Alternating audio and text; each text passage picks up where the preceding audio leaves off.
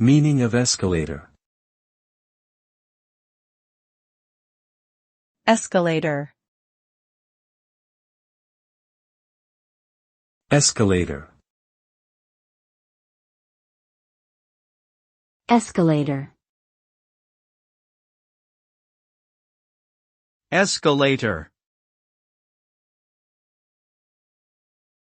An escalator is a moving staircase that conveys people between different levels of a building. It consists of a motor-driven chain of individual, linked steps that move up or down on tracks, allowing passengers to effortlessly ascend or descend. Escalators are commonly used in commercial buildings, such as shopping malls, airports, and train stations, as well as public transportation systems.